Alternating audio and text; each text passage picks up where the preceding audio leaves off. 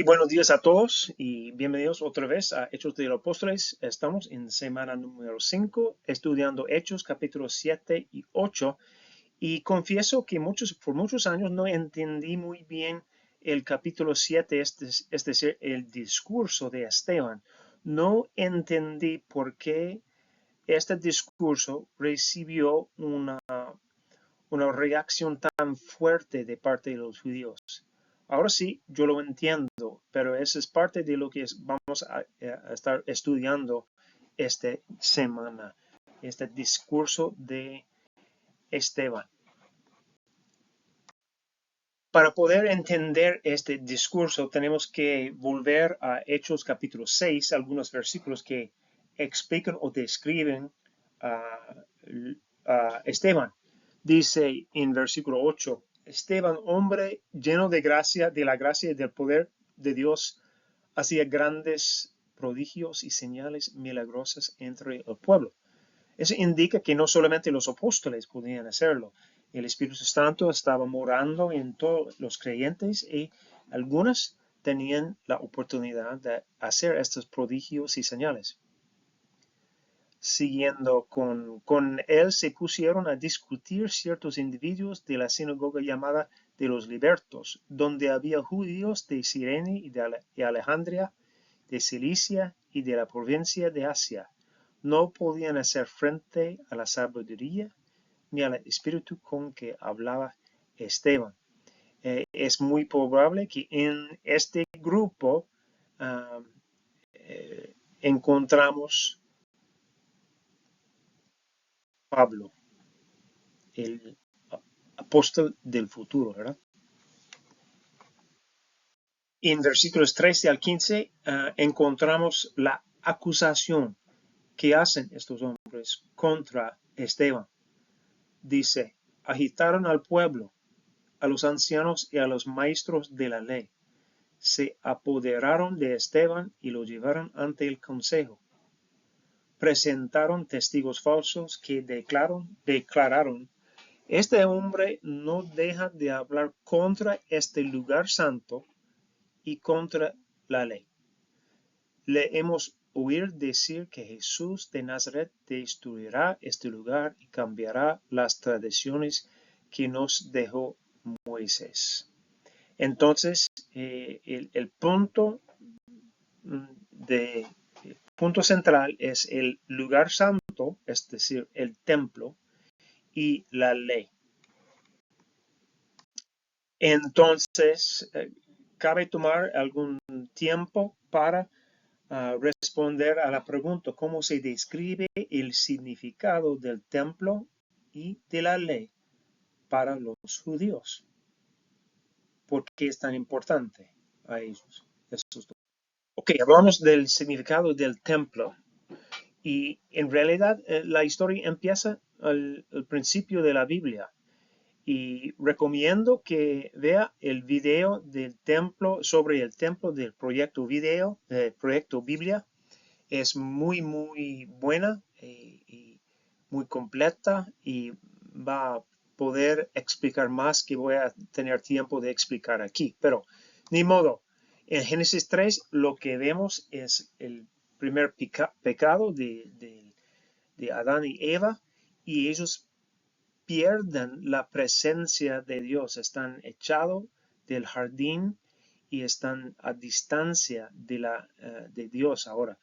Antes estaban caminando con el Dios en el jardín, disfrutando este tipo de comunidad, este tipo de relación con Él, pero después de Génesis 3 no es así.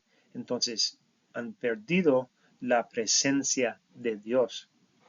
Pero Dios empieza su plan de redención con Abraham, llamando a Abraham y su familia, prometiendo a Abraham un hijo y una familia que va a ser muy, muy importante en la historia del mundo, ¿verdad?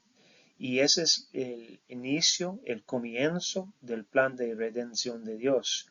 Y Abraham está guiado por un lugar que vamos a llamar más tarde la tierra prometida. Además, tenemos la historia de Moisés y después del éxodo de Egipto, ellos construyen el tabernáculo según un plan, un diseño muy detallado de Dios. Y ese tabernáculo significa la presencia de Dios entre su pueblo. Entonces, otra vez tienen la presencia mucho más cerca ya entre el pueblo de Dios. Luego tenemos Salomón, quien construyó el templo. David quería hacerlo, pero Dios dice que no, va a ser Salomón. Es un templo que tiene ecos y referencias al jardín de Edén, un recuerdo de ese tiempo cuando el hombre tenía una relación con la presencia de Dios, ¿verdad? Y luego tenemos el templo, y el templo de el templo de Jesús construido por Herodes el Grande. Fue muy importante, pero fue mucha controversia en cuanto a ese templo, y Jesús conectó ese templo con la casa de su padre, una casa de oración, y mucha bulla ocurrió en el templo por parte de Jesús y los demás. Lo que vemos en el libro de Hechos es una transición, ¿verdad?, entre un concepto o el pensamiento del Antiguo Testamento sobre la presencia de Dios y el templo, es decir, un edificio, y otra cosa está cambiando en el libro de Hechos. De hecho, Pablo habla mucho de eso en sus cartas. En su pensamiento, la idea y el concepto ha sido completamente desarrollado. Por ejemplo, dice en 1 Corintios 6, ¿acaso no saben que su cuerpo es el templo del Espíritu Santo, quien está en ustedes y al que han recibido de parte de Dios? Ustedes no son sus propios dueños, fueron comprados por un precio. Por tanto, honran con su cuerpo a Dios. Y dice en 1 Corintios 12, 27, ahora bien, ustedes son el cuerpo de Cristo, y cada uno es miembro de ese cuerpo, es decir, un templo, el templo de Cristo, la iglesia, cada creyente y la iglesia ahora es el templo, es donde reside el Espíritu Santo, es donde se encuentra la presencia de Dios entre su pueblo. No en un edificio, no en una tienda de campo, pero en el corazón del creyente y en la comunidad que se llama la iglesia. Ahora vamos a hablar de la importancia o el significado de la ley para los judíos. Pablo dice, por ejemplo, en Romanos 3, entonces, ¿qué se gana con ser judío? ¿O qué valor tiene la circuncisión? Mucho desde cualquier punto de vista. En primer lugar, a los judíos se les confiaron las palabras mismas de Dios. En la mente de los judíos, la palabra de Dios fue la ley de Dios. Fue la expresión de su voluntad, la expresión de su naturaleza entre su pueblo. Las cosas que le gusta, que a él le gusta, que a él no le gusta, las responsabilidades de su pueblo, todo eso. Pero también tenemos que hablar de la relación entre Jesús y la ley. Y en Mateo 5, Jesús dice, no piensen que he venido a anular la ley o los profetas. No he venido a anularlos, sino a darles cumplimiento. Les aseguro que mientras existen el cielo y la tierra, ni una letra ni una tilde de la ley desaparecerán hasta que todo se haya cumplido. Jesús honra la importancia, enfatiza la importancia de la ley. Él no lo cambió, sino cumplió la ley. Entonces está enfatizando la importancia de la ley también. Pero por supuesto, hay que entender el propósito de la ley. Y Jesús habla de esto en el libro de Juan. Juan 5, y él dice, ustedes estudian con diligencia las escrituras, porque piensan que en ellas hay la vida eterna. Y son ellas las que dan testimonio en mi favor. Sin embargo, ustedes no quieren venir a mí para tener esa vida. Las escrituras no tienen un propósito en sí mismo. Las escrituras tienen el propósito de revelar, de señalar, de explicar, de introducir, de presentar Dios al mundo, Dios a su pueblo. Y ellos señalan a Jesús específicamente como Dios. Entonces el propósito de la palabra es para podamos entender a Dios y conocer a Él. Y es muy importante no perder el propósito de la ley o de la palabra de Dios. Entonces, aquí tenemos el significado de la ley para los judíos. Para hacer un resumen de todo, voy a citar las palabras de Sandra Richter en su libro The Epic of Eden.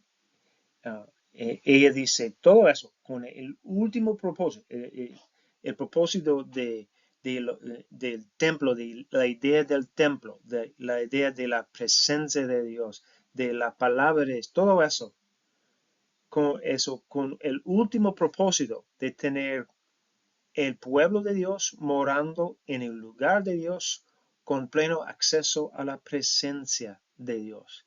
Y de hecho, eso es lo que describe los últimos capítulos de la Biblia. Este nuevo mundo, la nueva creación de Dios, donde vamos a vivir con Él en la monte Sión, ¿verdad? Es su pueblo morando en su lugar con acceso a su presencia. Y ahora pasamos a la defensa de Esteban o la predicación de Esteban sobre el templo. Y él resume 4 épocas de la historia de Israel con las personas centrales de esa historia. Abraham, llamado por Dios de la tierra de los caldeos a el lugar que tarde o temprano va a ser el tierra prometida. Tenemos la historia de José, la historia del pueblo en Egipto. Tenemos la historia de Moisés, también una historia basada en Egipto, pero también en Madián y en el desierto. Y, por supuesto, la historia de David y Salomón en Israel, la tierra prometida. El énfasis aquí es, ¿dónde está Dios en esos momentos? Dios está con Abraham, Dios está con José y con el pueblo en Egipto. Dios está con Moisés y el pueblo en el desierto. Dios está con David y Salomón en el templo en Israel también. Y ahora hablamos de la defensa o predicación de Esteban en cuanto a la ley.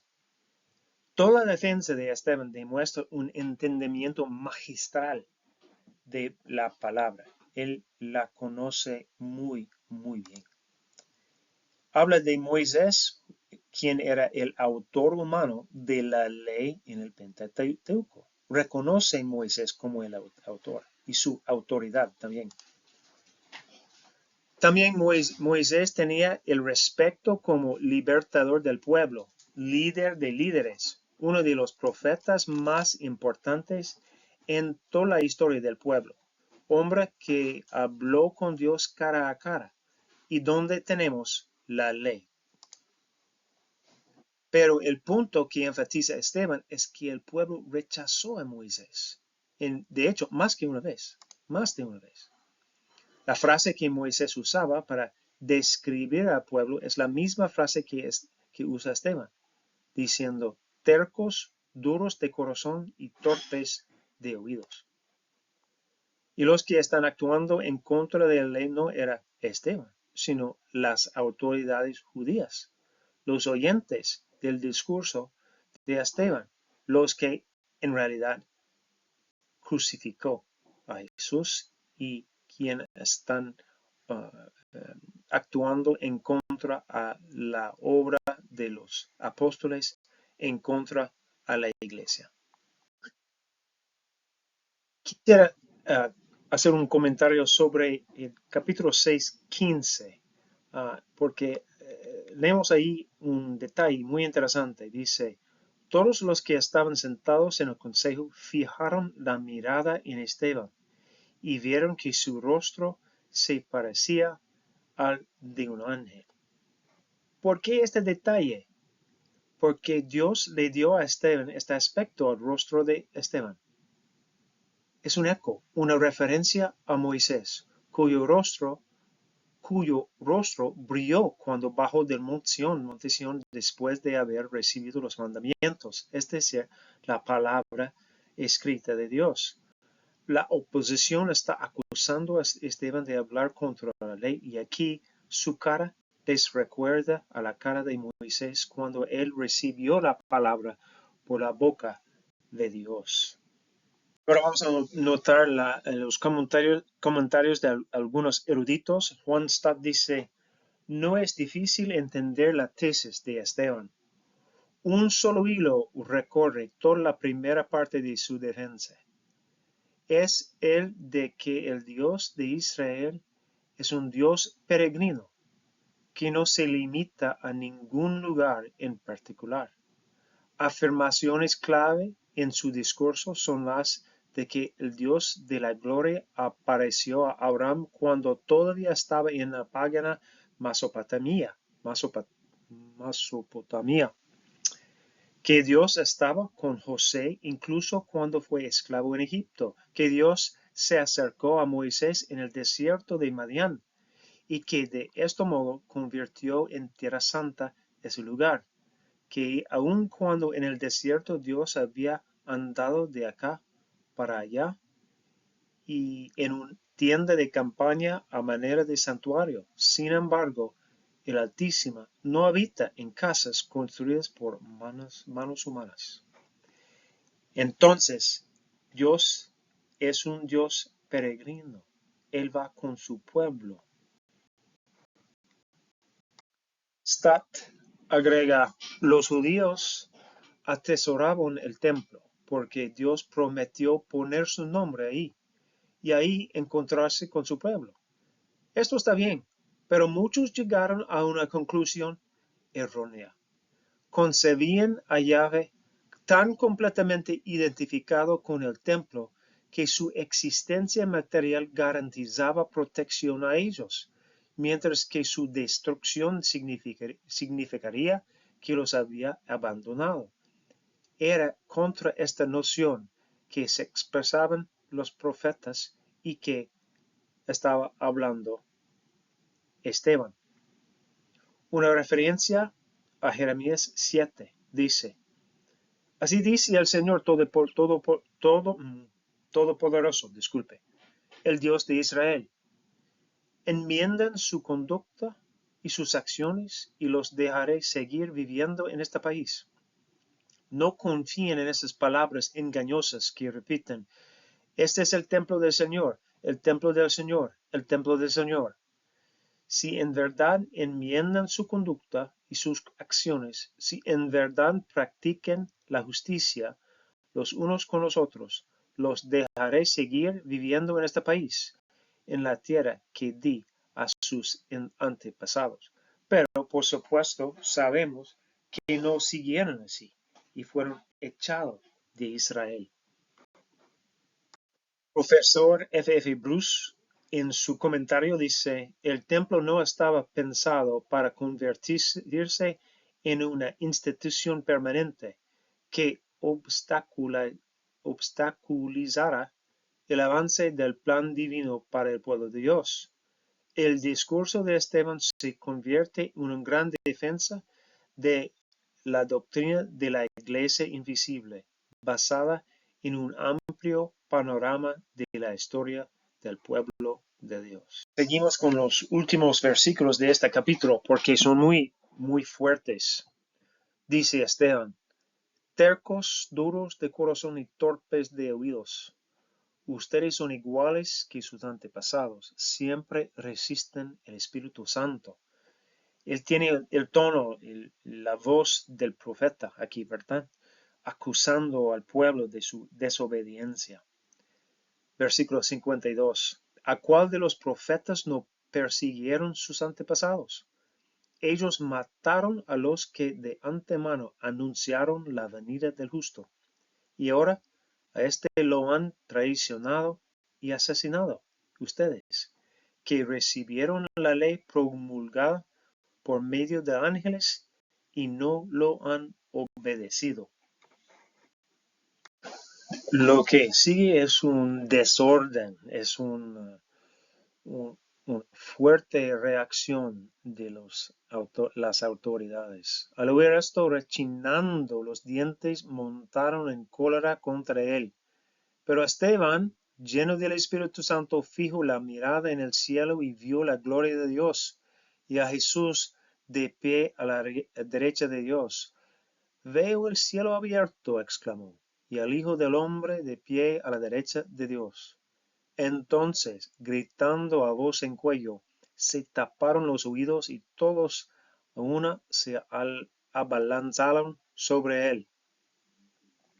Lo sacaron a empellones fuera de la ciudad y comenzaron a apedrearlo. Los acusadores le encargaron sus mantos a un joven llamado Saulo. Mientras lo apedreaban, Esteban oraba. Señor Jesús, decía, recibe mi espíritu. Luego cayó de rodillas y gritó, Señor, no les tomes en cuenta este pecado. Estas palabras suenan como las palabras de Jesús. Esta reacción de Esteban a este tratamiento es como la reacción de Jesús, ¿verdad? Y al final dice, cuando hubo dicho esto, durmió. Bueno, en la nueva versión internacional dice, murió, pero la palabra es durmió porque el entendimiento de la muerte de un creyente es que está durmiendo, no que ha muerto, ¿verdad? Hay esperanza en esta palabra. Al comienzo del capítulo 8 tenemos una transición sumamente importante en la historia de la iglesia y en este libro. Dice en 8.1, y Saulo estaba ahí aprobando la muerte de Esteban. Aquel día se desató una gran persecución contra la iglesia en Jerusalén, y todos, excepto los apóstoles, se dispersaron por las regiones de Judea y Samaria. Unos hombres piadosos sepultaron a Esteban y hicieron un gran duelo por él. Saulo, por su parte, causaba estragos en la iglesia. Entrando de casa en casa, arrastraba a los hombres y mujeres y los metía en la cárcel. Entonces tenemos una época de violencia contra la iglesia. Tiene la idea de se desató, se fue como liberado una gran mal, ¿verdad? Pero es importante ver que es importante para que los creyentes se dispersen. Se van de Jerusalén, se van del país en algunos casos. Entonces, es una manera en que Dios alcanza su voluntad o lleva a cabo su voluntad para que la iglesia se dispersa por todo el mundo. Versículo 4. Los que se habían dispersado predicaban la palabra por donde quiera que iban. ¿Qué tal el templo y la ley? Bueno, la pregunta es ¿qué tal la presencia del Señor? Y la presencia del Señor va con su pueblo, donde quieran que iban. Y la ley está escrito por el corazón del creyente. Es parte de su vida ahora, no algo external, es parte de la vida del creyente. Entonces está llevando la ley con ellos. Bueno, esta semana estamos hablando un poco de preguntas interpretativas, preguntas que provocan una lectura más esmero, provocan una interpretación más esmero de textos. Y siempre hay buenas preguntas que podemos poner en cuanto al texto. Estas cuatro son muy importantes. No voy a responder a esas preguntas, pero quiere que piensen en las respuestas posibles, ¿verdad? Según su propio entendimiento, su propio pensamiento. Estamos hablando de Felipe y los samaritanos, un evento muy fuerte en la historia de la iglesia, porque los samaritanos fueron enemigos de los judíos. Y ahora, después de este ataque o esta violencia que se desató, Felipe se siente liberado o se siente la oportunidad ya de compartir la palabra con gente que anteriormente fueron enemigos. Ahora son gente que Felipe reconoce que el Señor ama. Pero siempre buenas preguntas para poner un texto, y especialmente en esta. ¿Qué nos enseña este pasaje acerca de Dios? ¿Qué está haciendo Él? ¿Qué es que Dios está procurando? ¿Qué es que Dios quiere que pase aquí? Número dos, ¿qué nos enseña este pasaje acerca de nosotros como seres humanos? ¿Qué nos enseña este pasaje acerca de nuestra relación con Dios? ¿Y qué nos enseña este pasaje acerca de nuestra relación con los demás? Esas cuatro preguntas pueden abrir cualquier pasaje de manera muy fuerte, muy bonito, para, para provocar conversación rica sobre la Biblia y sobre la obra redentora del Señor. Versículo 5 dice, Felipe bajó a una ciudad de Samaria y les anunciaba al Mesías. Al oír a Felipe y ver señales milagrosas que realizaba, mucha gente se reunía y todos prestaban atención a su mensaje. De muchos endemoniados los espíritus malignos salían dando gritos y un gran número de paralíticos y cojos quedaban sanos, y aquella ciudad se llenó de alegría. Bueno, ese momento es casi imposible creer en el contexto de ese entonces, ¿verdad? Stott dice, nos cuesta entender la audacia del paso que dio Felipe al predicar el evangelio a los samaritanos.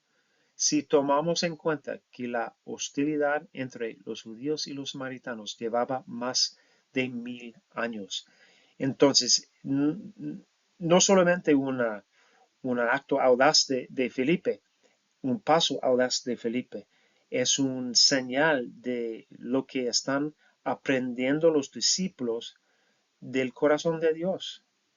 Inmediatamente Felipe se da cuenta que los samaritanos tienen que conocer al Señor y su corazón está dispuesto y disponible para hacerlo, ¿verdad? Es un milagro que pasa en el corazón de este discípulo, se llama Felipe. De hecho, el evento es tan increíble que tiene que ser verificado por los líderes de la iglesia, ¿verdad? Y dice, cuando los apóstoles que estaban en Jerusalén se enteraron de que los samaritanos habían aceptado la palabra de Dios, les enviaron a Pedro y Juan. Estos al llegar oraron por ellos para que recibieran el Espíritu Santo, porque el Espíritu aún no había descendido sobre ninguno de ellos, solamente habían sido bautizados en el nombre del Señor Jesús. Pero lo más importante no es cómo llega el Espíritu Santo, pero es que ellos ya, los samaritanos, son creyentes y tienen el Espíritu Santo en contra de lo que había pensado posible los judíos. F.F. Bruce comenta, en este caso presente es posible que se hiciera necesaria alguna evidencia especial para asegurar a los samaritanos, tan acostumbrados a que los de Jerusalén los despreciara como extranjeros, que estaban plenamente incorporados a la nueva comunidad del pueblo de Dios. Para ellos una cosa era que un evangelista independiente como Felipe los bautizarse. Pero solo cuando los líderes de la iglesia de Jerusalén los reconocieron y lo recibieron, experimentaron las señales que confirmaban y atestigaban que eran miembros de la sociedad regida por el Espíritu Santo. Es una verificación de lo que pasó en ambos lados, en realidad, para los samaritanos, sin duda, pero también para los cristianos, para los discípulos, para ver con sus propios ojos lo que estaba pasando con los samaritanos. En el resto del capítulo tenemos la historia de Simón el mago, y que tiene paralelos con la historia de Ananías y Zafira. Es decir, un hombre que está haciendo algo por motivos malos y quien recibe una disciplina bastante fuerte de parte de de Pedro y Juan. Otra vez estamos hablando de los comienzos de una obra redentora en una nueva población, nuevo grupo, es decir, los samaritanos. Entonces podemos entender o reconocer patrones en cómo los discípulos trabajan en un nuevo lugar con un nuevo pueblo, ¿verdad? Y luego tenemos la historia de Felipe y el etíope eunuco. Muy interesante el hecho de que este hombre de etíope está leyendo de un pasaje de Isaías 53 cuando Felipe se acerca a él. No es coincidencia, ¿verdad? Es un texto que habla del Mesías, entonces le da a Felipe una oportunidad de compartir el evangelio de manera muy simple, de manera muy directa. Y este corazón de este eunuco está listo para recibir el evangelio. Entonces lo que estamos viendo es los creyentes siguiendo al liderazgo del Espíritu Santo. No es que ellos están inventando un nuevo camino o nuevas maneras de trabajar. Están siguiendo el liderazgo del Espíritu Santo. El Espíritu Santo está llevando a ellos, a personas, a veces con palabras fuertes de disciplinas, a veces con las buenas noticias, pero lleno de la sabiduría del Espíritu Santo para la situación, ¿verdad? Entonces estamos entrando en momentos muy emocionados en este libro, cuando el libro está mostrando el cumplimiento de la promesa que Dios hizo a Abraham, que a través de él serán bendecidos todas las familias del mundo, ¿verdad? Entonces, el pueblo del mundo. Entonces es algo increíble y muy bonito, y usted y yo somos parte de este proyecto del Señor. Nada ha cambiado.